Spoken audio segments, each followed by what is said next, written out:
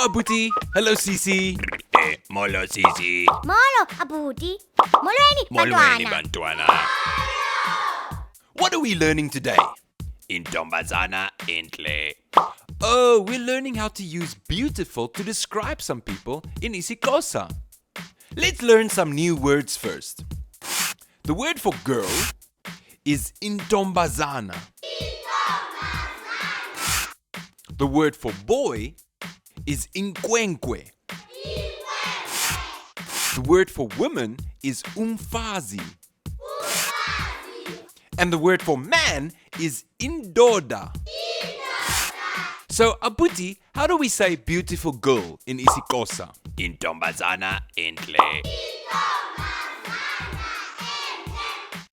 Okay, stop for a second. Let me explain. We know that intombazana means girl, and the root for beautiful is ntle. But because we use the word intombazana, we add an e, so it becomes entle. Intombazana entle. So, how would we say beautiful man in isiXhosa? Indoda entle. Very good. And how would we say beautiful boy? Inkwenkwe entle. Now let's see how Abuti says beautiful woman.